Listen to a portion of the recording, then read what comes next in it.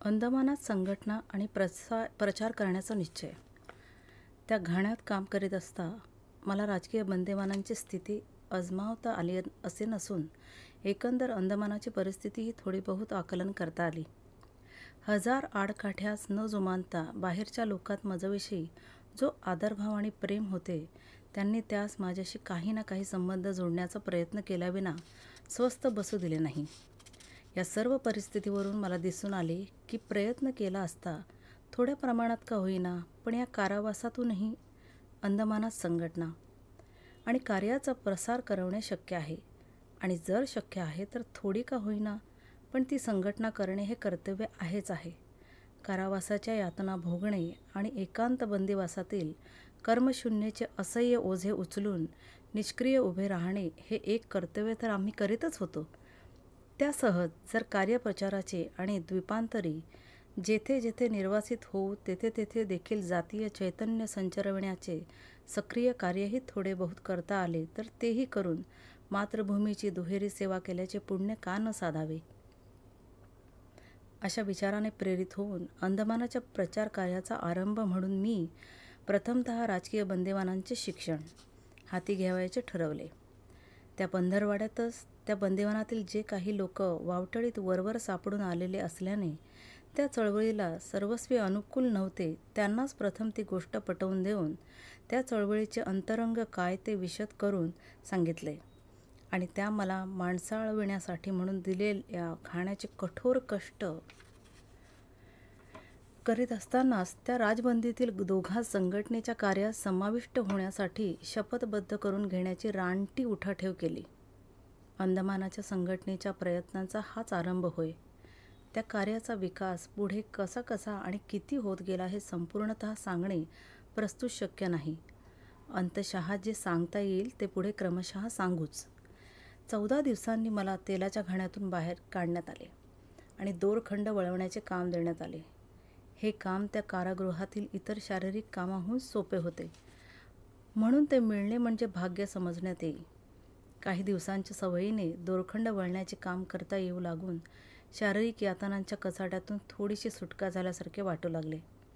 याच वेळेस मला ज्या 7व्या क्रमांकात बंद ठेवण्यात आले होते त्यात 2-4 राजकीय बंदी निरुपाय म्हणून राहू देण्यात आले होते.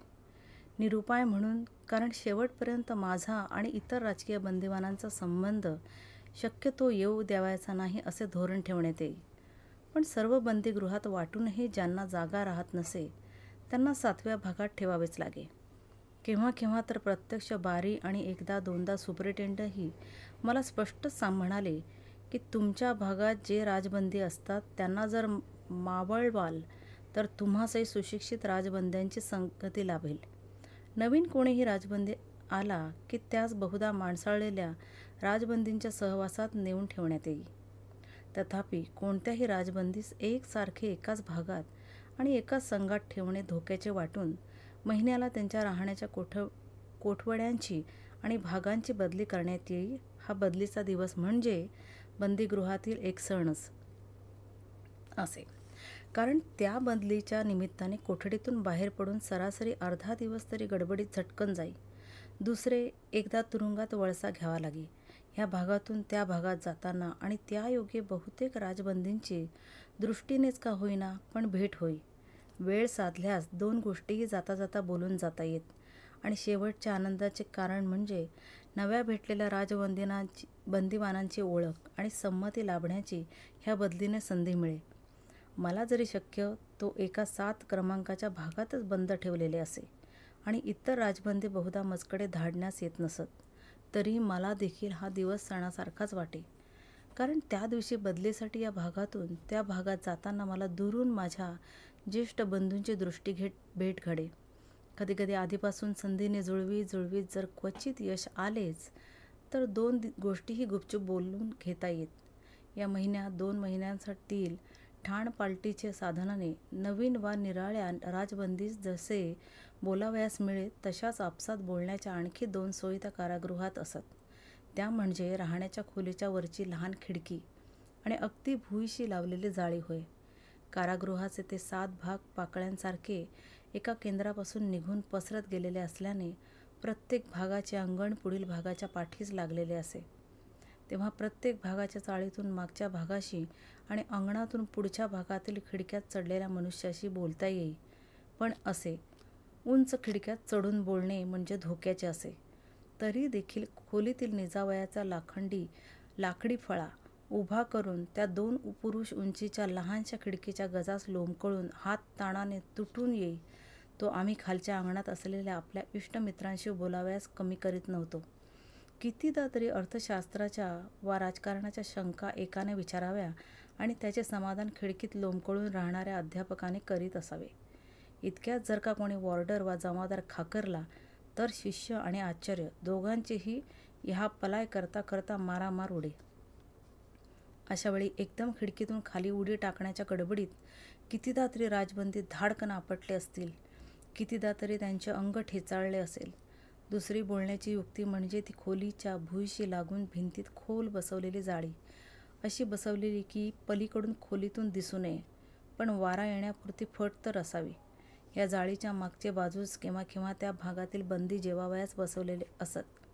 मग काय, तशी संधी सापडताच आम्ही खोलीतून त्या जाळीच्या भोकास इकडून तोंड लावून आणि तिकडच्या आमच्या सहबंदीने जेवावयास थाळी घेऊन बसून स्वस्थपणे नव्हे तर अस्वस्थपणे पण एकाग्रतेने टेलिफोन सुरू करावा.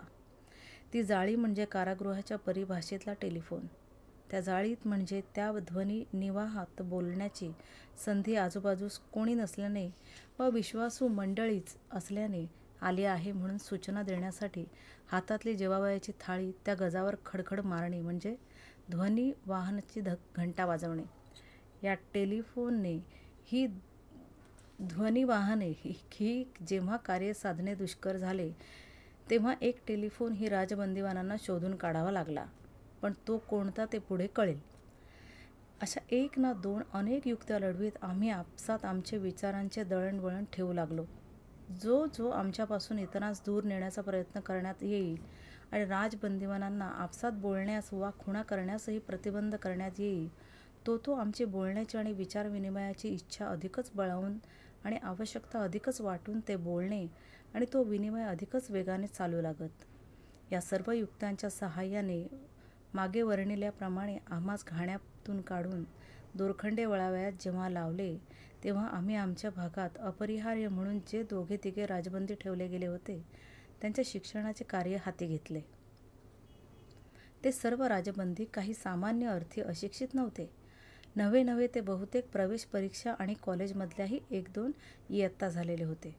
परंतु राजकीय अग्रगामित्व करावयास अवश्य असे राजनीती इत्यादी शासन विज्ञानाचे उच्च शिक्षण त्यास मिळालेले नसे. ते शिक्षण देण्यास आरंभ करताच पहिली अडचण जी आम्हास भासू लागली ती म्हणजे पुस्तकांची उणीव ही होय. प्रथमतः माझी स्वतःची जी पुस्तके होती ती ठाण्यावरच माझी मत्ता म्हणून जप्त झालेली होती. अंदमानास राजबंद्यापाशी जी पुस्तके होती ती अगदी तुटपुंजी आणि थोडी होती. श्री रामकृष्णांची आणि विवेकानंदांची काही पुस्तके, काही टॉलस्टॉयची माय रिलिजन इत्यादी 1-2 पुस्तके आणि बाकीची ॲनी बेझंटच्या थिओसॉफिकल तत्त्वज्ञानाची आणि चळवळीची मासिके पुस्तकेही होत. ही पुस्तके ही प्रथम आठवड्यातून एका रविवारीच वाचावयास मिळत. एका चवाळ्यात ती भाजीसारखी भरून एक वॉर्डर भागाभागातून हिंडे आणि ती राजबंदीवानास वाटी आणि संध्याकाळी येऊन परत घेऊन जाई. प्रत्येही वाचावयास 1 पुस्तक मिळे, पण ते ज्याचे असेल त्याला आणि तेही केवळ संध्याकाळी 4 वाजल्यापासून 6 वाजेपर्यंत. दिवसा काम म्हणून वाचू द्यावायचे नाही आणि रात्री कोठडीत अंधकार म्हणून. त्यातही आणखी एक अत्यंत त्रासदायक नियम म्हणजे एका राजबंदीवानाचे पुस्तक त्याने इच्छिले तरी तो दुसरा राजबंदीवान त्याच्यापासून 8-9 पावलावरच काम करीत असला तरी त्या दुसऱ्यास न देऊ देणे हा होय. ज्यांचे पुस्तक त्याने वाचावे ही बारीची सक्त आज्ञा. आठवड्यात 1 भिकारडे चोपडेही वाचणे साधारण बंदीस शक्य नसे, म्हणून त्यास ते पुरे. परंतु सुशिक्षित राजबंदीस एक लहान पुस्तक आठवड्यास कसे पुरणार? पण त्याला ते बदलून दुसरे घेऊ द्यावायचे नाही किंवा शेजारच्या राजकीय बंदीचे हातात असलेले त्याच्या आठवड्याचे पुस्तकही तिथल्या तेथे वाचावयास घेणे शक्य नाही. असे तिथल्या तेथे घेतलेल्या एकाचे पुस्तक दुसऱ्यास दिलेले वाचावयास दिलेले दिसले की वॉर्डर जमादाराची पिकलीच पोळे. राजबंदीवर खटला भरून बारीसाहेबांपुढे आपली कार्यक्षमता दाखवण्याची ही सुवर्णसंधी कोण गमावणार? त्यांनी त्या राजबंदीवर झडप घालून तो एकाचा क्रमांक दुसऱ्याच्या हातातील पुस्तकावर आहे हे पारखून त्या दोघांचंही उन्हातान्हात बारीच्या कार्यालयात खेचून नेलेच म्हणून समजावे. इसने पुस्तक दिया और उसने लिया हुजूर म्हणून पुन्हा पुन्हा आरडाओरडा होऊन खटला भरला जाई आणि पर्यवेक्षक म्हणजे सुपरिटेंडेंटसुद्धा त्या अपराधाने संतप्त होऊन 4-4 दिवसांची हातकडीची शिक्षा ठोठावण्यास कमी करीत नसत. एक घटकाभर पुस्तक वाचले म्हणून 4-4 दिवस राजबंदी हातकडीत टांगून अनेक वेळेला दिवसभर उभे राहाविले गेले आहेत. रामकृष्णांच्या चरित्रात वाचलेली तत्त्वे मनन करून पारखून घेण्याची त्या राजबंदीत शिस्त लागावी म्हणून कदाचित तसा नियम आणि तशी हातकडी देण्याची व्यवस्था केलेली असेल. पुस्तके वाचण्याच्या मार्गात अडचणी पसरविण्यात मुख्य भाग म्हणजे बारीसाहेबांचा. त्या पंडित प्रवरांचा असा एक सिद्धांत असे की पुस्तकाच्या वाचनाने हिंदी तरुणास वेड लागते. मागे ज्या श्रीयुत ह्यास वेड लागले म्हणून बारी माझ्यापाशी म्हणाला होता, त्यासही ते थिऑसॉफिकल पुस्तके वाचतात म्हणून त्यांचे डोके फिरले असे तो मला स्पष्ट म्हणाला होता. बरे, थिऑसॉफी वा रामकृष्ण इत्यादी वेड लावणाऱ्या भाबड्या नरम पुस्तकास सोडले तर राजकारणाची दगडासारखी कठोर पुस्तके तरी वाचनीय समजत होती की काय? रामाचे नाव तो स्वतः काही थोडका शिकलेला नव्हता. हायस्कूलच्या संबंध 5व्या इयत्तेपर्यंत त्याचे शिक्षण झालेले. अशा त्या जाड्या विद्वानाच्या हाती कारागृहात कोणती पुस्तके यावीत याचे परिशक्कत्व सोपवलेले. पुस्तक उघडताच प्रथम बारीसाहेबास समजेल अशा साध्या इंग्रजी भाषेतले आणि साध्या विषयाचे ते पुस्तक हवे. नाही तर जर ते एखादी तत्त्वज्ञानाचे वा समाजशास्त्राचे गूढ पुस्तक असले तर 2-4 पाने उलटताच नॉनसेन्स, ट्रॅश, भारूड म्हणून ते फेकले जावायचे. समजण्यासारखे असेल, पण जर त्यात नेशन कंट्री म्हणून एखादा शब्द असेल तर राजद्रोह म्हणून एखाद्या प्लेग जंतूसारखे ते त्याज्य अस्पृश्य होऊन तिजोरीत बंद व्हायचे. बारीसाहेब म्हणतच, ही कंट्री बिंट्रीची पुस्तके आम्हास देता येणार नाहीत, कारण याच पुस्तकांनी नृशंस हत्यारे बनवले आहेत आणि योगाबिगाची भाबडी थिऑसॉफीची इत्यादी पुस्तके तीही वास्तविक देऊ नयेत. पण काय करावे, सुपरिटेंडेंट ऐकतच नाहीत. वास्तविक याच पुस्तकांनी माणसास वेड लागते. पुस्तकांचे वैषम्य. बारीसाहेब स्वतः कमी शिकलेले होते म्हणून मत्सराने असो वा शिक्षित बंदिवान या पोर्ट ब्लेअरच्या परमेश्वरास फारसे भीक घालीत नसत म्हणून असो, वा दोनही कारणांचा मिश्र परिणाम म्हणून असो, पण बारीस आणि 1-2 सुपरिटेंडांचंही पुस्तकाचे वाचनाचे नाव काढले की अगदी वैषम्य वाटल्यासारखे होई. कोणी बंधू तंबाखू खात असला तरी बारी कित्येक वेळा कानाडोळा करून त्यास सोडून देई आणि हे दयाळूपण स्वमुखाने वर्णन करी.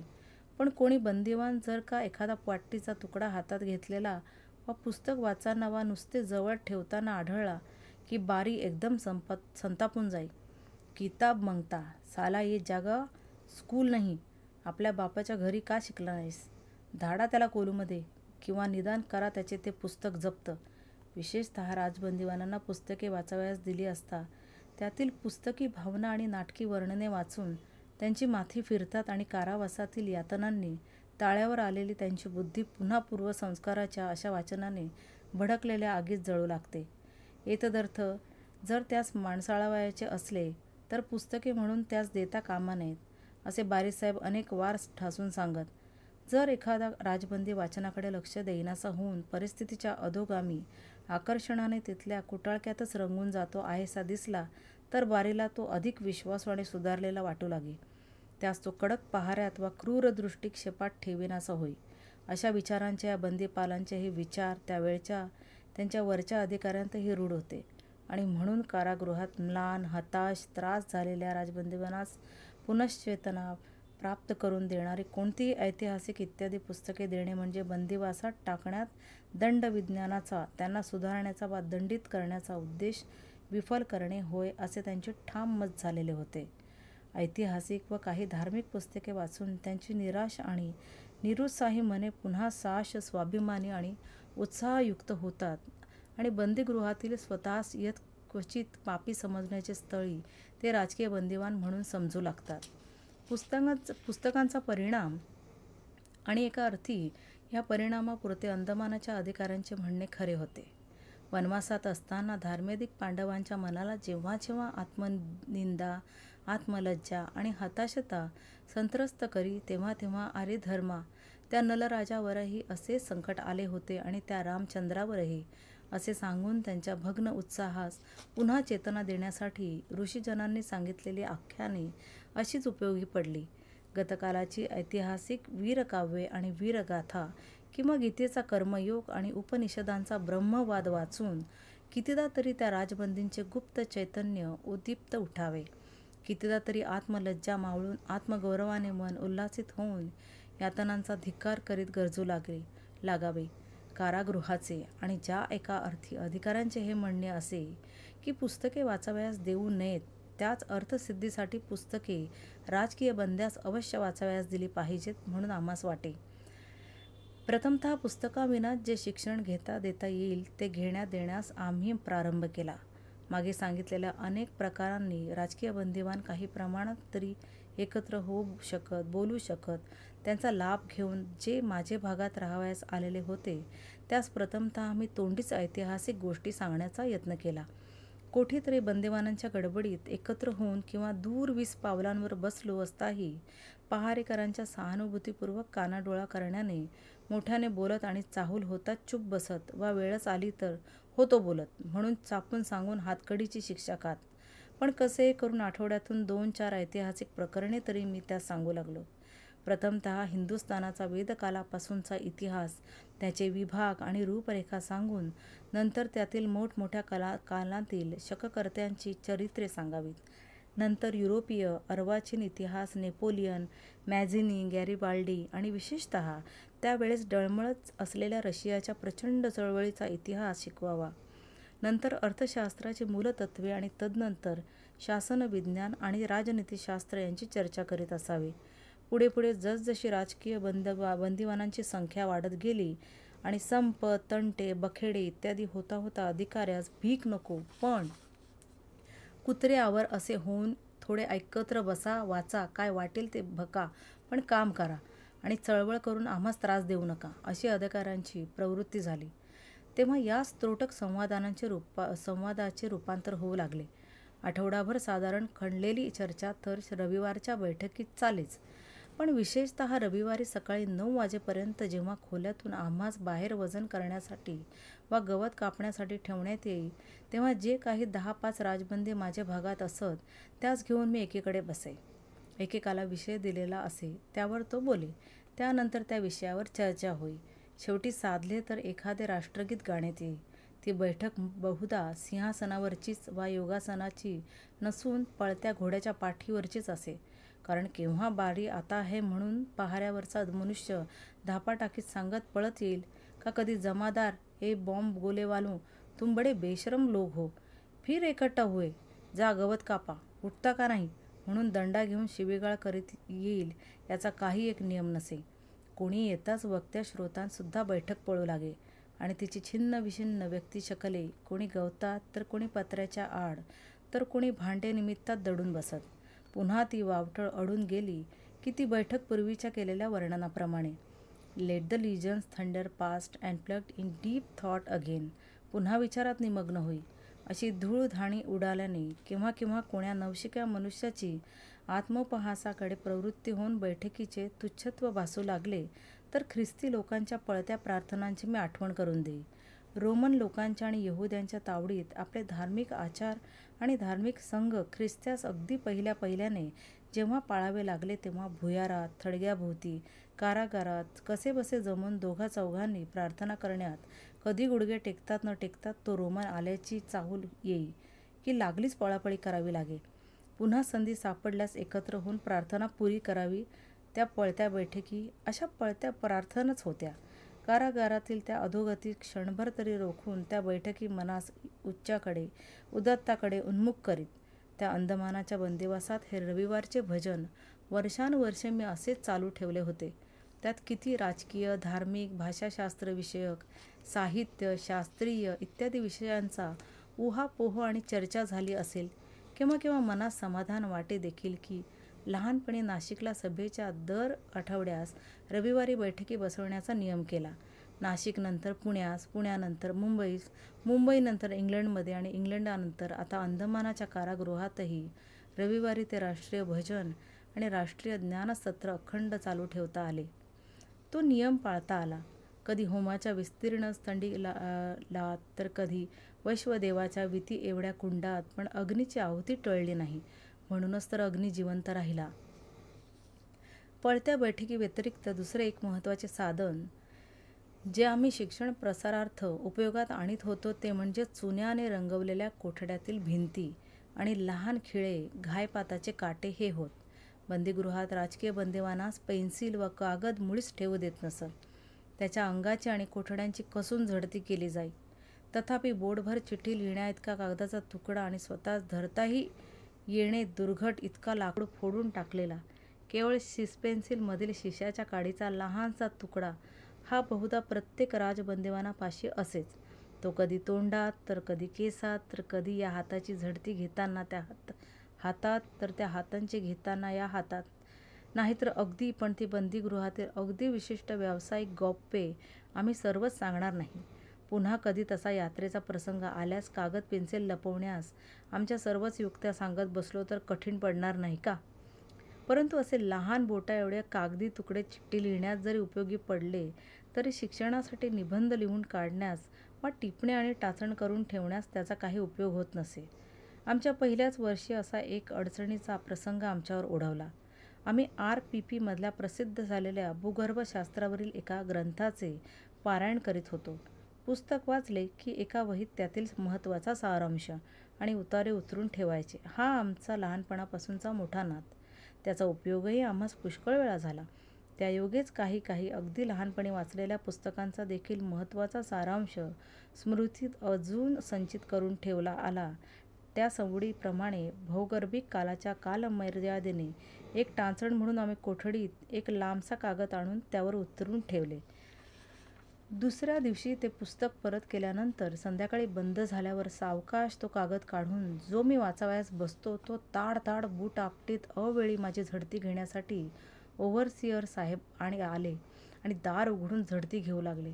माझ्या तर केव्हा दिवसातून 3दा झडत्या होत. कोणीही बड्या बाबूपाशी काही आले म्हणून बारीसाहेबांच्या कानात पुटपुटले की वेळी अवेळी झाली आमची झडती. जेव्हा 100त 2 वेळाही ह्या बातम्या खऱ्या नसत असे बारीचे प्रत्ययास आले तेव्हा कोठे हे झडतीचे सत्र संपले. पण स्थिती यावयास 7-8 वर्ष लागली. त्या दिवशी आम्ही तो कागद वाचित असताना मात्र असा हा जेव्हा अचानक छापा पडला तेव्हा तो लांबच लांब कागद लपवणे अशक्य झाले आणि तो उचलून ओव्हरसिअर्सने विचारले, हे काय? मी म्हणालो, नोट्स, टाचण. त्यांनी बळपूर्वक बजावले की तुरुंगात पुस्तकाच्या नोट्स बीट्स काही घेता येणार नाहीत. तथापि काहीतरी मोठे प्रकरण उपस्थित करता येण्याचे भाग्य पदरात पडले या आशेने त्यांनी तो कागद नीट उजेडात आणि मग नुकत्याच लागणाऱ्या दिव्यापाशी धरून वाचला. तो काय? प्लिओसिनी, मिओसिनी, निओलिथिक इत्यादी अगडबंब शब्दांची रेलचेल.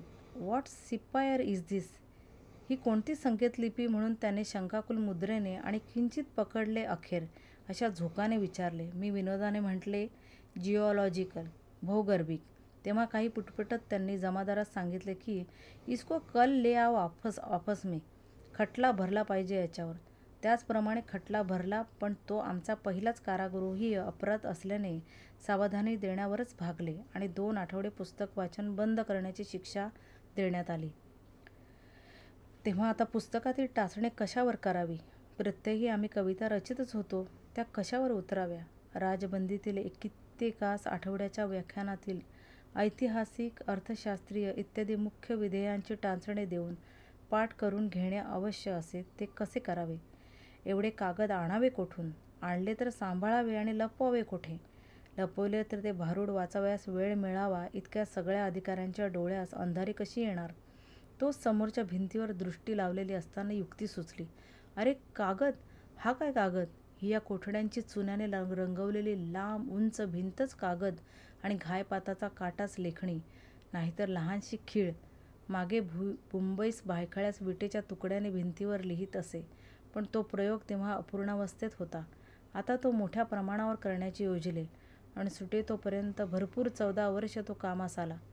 एक खीळ गुपचूप दाराच्या कडीत खोचवायची आणि कोठडीत दार बंद होऊन कोंडले गेले आणि ते बहुतेक महिनोगणती असेच की भिंतीवर स्तंभ आखून घेऊन लिहावयास सुरुवात करावयाची. ह्या 7व्या भागाच्या सर्व भिंती म्हणजे एक एक ग्रंथच असे.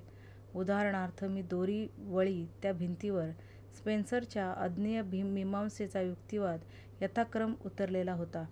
कमला बहुतेक त्या 7व्या भागावरच भिंतीवर रचली गेली.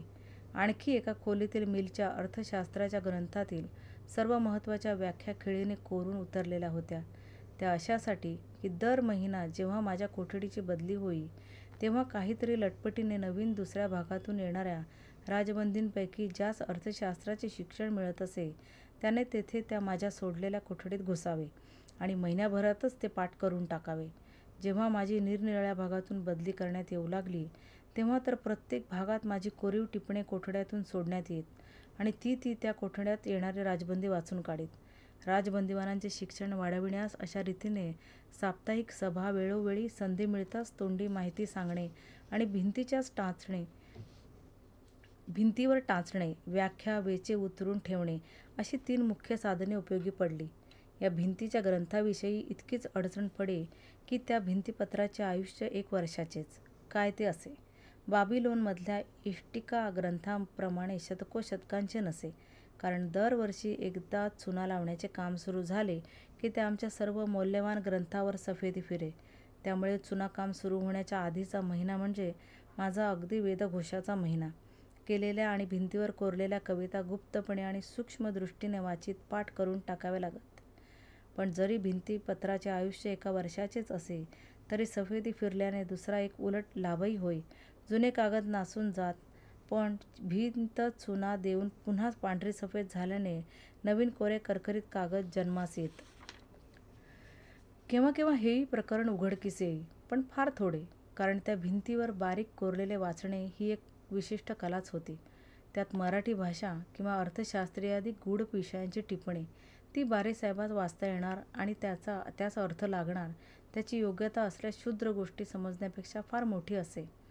ती इतकी की जेव्हा केव्हा भिंत खरडण्याचा संशय कोणावर येई तेव्हा ते खरडलेले काय आहे हे कळणे अशक्य होऊन बारीसाहेबाने प्रामाणिकपणे आरोप ठेवावा की सरकारी वास्तू जाणून बुजून केवळ नासधूस कराव्या म्हणून भिंतीचा चुना खरडून त्यास विद्रूप करणे. एकदा आमच्या ज्येष्ठ बंधूस मात्र घाई यातना काटा जवळ ठेवल्याविषयी शिक्षा झाली होती. पण विवेकानंदांच्या पुस्तकावरील वेदांतविषयक शंका व आक्षेप त्या घायपाताच्या काट्यांनीच त्यांनी लिहिले होते. अर्थातच क्वचित कोरून ठेवलेले असे बारीसाहेबांनी ओळखले होते. असे ते पुस्तक आमच्या बंधूंचेच होते. पण स्वतःच्या पुस्तकावरही वाचता वाचता सुचलेल्या शंका वा उत्तरे काट्याने कोरून ठेवणे, पेन्सिल मिळणे अशक्य म्हणून हाही कारागृह शिक्षा होण्यासारखा कॉग्निसेबल क्राईमच होता हे उघडच आहे. बारीसाहेबांच्या भरीव नसल्या तरी ठरीव आणि सभ्य कोटिक्रमात बोलावायचे म्हणजे ए जेल है, स्कूल नहीं है. इतना तुम पढ़ने का शौकीन होता तो बाप के घर में क्यों नहीं सीखा? इधर आया क्यों? लढो मत, पढो मत, काम करो बस काम, और हम कुछ नहीं जानता. नुसते शिकून काय होणार? या बाह्य अडथळ्याव्यतिरिक्त राजबंदींचे ज्ञानवर्धनास आणखी एक अडचण म्हटली म्हणजे त्यांच्यातील काहींचे स्वतःचेच औदासिन्य होय. राजबंदीतील बहुतेक लोक राज्यक्रांतिकारक होते, तेव्हा साहजिकपणेच नुसत्या ज्ञानापेक्षा नुसत्या कर्माकडे त्यांचा साहजिकच कल असे. वाचून शिकून काय करावयाचे? कृत्य केली पाहिजेत, त्याग केला पाहिजे असे त्यांचे साहजिकच म्हणणे पडे. त्यास असे समजावे लागे की तुमच्या जे बहुतेक लोक 5-7 वर्षांच्याच शिक्षेचे आहेत ते देवाच्या दयेने सुटून जातील तेव्हा त्यांना कार्यक्षेत्रात यथायोग्य तिथी कामे करावयाचीच आहेत. नुसती पुस्तके तेव्हा पाहिजेत तर वाचू नका. पण जेथे जोवर वाचनाहून अधिक कार्यक्षम असे प्रत्यक्ष काम काही करता येत नाही तोवर तरी तो वेळ ज्ञानार्जनात घालवणे तुमच्या ध्येयाच्या दृष्टीनेही अत्यंत आवश्यक आहे. संपादने हे जितके कठीण तितकेच सांभाळणेही कठीण आहे आणि हे तत्त्वविना शक्य नाही. राजनैतिक, ऐतिहासिक, अर्थशास्त्रीय आणि शासनशास्त्रीय ज्ञानाविना विघातक कार्य ही यथायोग्य प्रमाणात करता येणार नाहीत. विधायक तर करता येणार नाहीतच नाहीत. इराणचे उदाहरण पहा. राज्यक्रांती झाली, पण राज्य संस्थापन आणि संगोपन करण्यास आवश्यक लागणारी तत्त्वज्ञता क्रांतिकारकात आवश्यक तितकी नसल्याने अमेरिकेतून आयव्यय शास्त्रज्ञ आणावे लागले आणि अत्यंत महत्त्वाच्या अशा आर्थिक व्यवस्थेत दुसऱ्यांचे ओंजळीने पाणी पिता पिता जिकडे तिकडे गोंधळच गोंधळ माजला. केवळ विनाशाची आंधळी प्रवृत्ती आपल्याच पायावर कशी कुऱ्हाड मारून घेते हे फ्रान्सच्या राज्यक्रांतीपासून तरी सर्वांनी शिकून शक्यतो विघातक शक्तीस आळा घातला पाहिजे. चीनमध्येही प्रजासत्ताक म्हणजे रिपब्लिक स्थापित होताच पहिली अडचण शासनशास्त्रीय तज्ज्ञांची पडली. ते परदेशातून आणावे लागले. अर्थातच केवळ चीनचे हिताकडे दृष्टी ठेवणे आणि आपल्या स्वजातीयांची तदर्थ हानी करणे हे त्यांच्या हातून घडणे शक्य नसल्याने राज्यव्यवस्थेत घोटाळा उडाला. म्हणून शासनशास्त्रीय ज्ञानास तुच्छ लेखू नका. ह्या कामात ज्यास नेमस्त म्हटले आहे त्यांचा कित्ता तुम्ही गिरवला पाहिजे. नेमस्तात जसे अर्थशास्त्रज्ञ, राज्यव्यवहार कुशल शासनशास्त्रज्ञ आहेत, तसा तुमच्यात एखादा तरी गोखले वा दत्त वा सर माधवराव आहे काय? तेव्हा निदान जोवर प्रत्यक्ष कार्य काही एक न करता येण्याच्या वा असह्यबद्ध स्थितीत तुम्ही आहात तोवर निव्वळ माशा मारीत किंवा चिंता करीत वेळ घालवण्यापेक्षा आपणापैकी प्रत्येकाने शक्य तोवर ज्ञान वाढवावे. विशेषतः आपल्या अंगीकृत कार्यास अगदी आवश्यक अशा राजकीय इतिहासशास्त्र, राजकीय शासनशास्त्र आणि राजकीय अर्थशास्त्र ह्या 3 शास्त्रांचे काही ना काहीतरी अध्ययन प्रत्येकाने केलेच पाहिजे. नुसते ज्ञान लंगडे तर नुसते कर्म आंधळे. धर्मकारणाप्रमाणेच राजकारणातही ज्ञानयुक्त कर्म हेच समाजास हितकारक होणारे आहे. तुम्ही सध्या एक सेवात्यागाची यातना सहन करण्याची निष्क्रिय सेवा करताच आहात. त्याच्या जोडीस प्रत्येकजण आपापल्या पुढे तसे तात्कालिक लक्ष ठेवा की ती एकेरी सेवा करता करताच अंगीकृत कार्यास अवश्य असणारी ही विद्वत्ता ही शक्यतो उपार्जू आणि अशा रीतीने केवळ वीरदृष्टीने कार्य करण्याची जी एकेरी योग्यता पूर्वी अंगी होती तिला आता ज्ञानदृष्टीचीही जोड देऊन दुहेरी योग्यता अंगी बाणवू.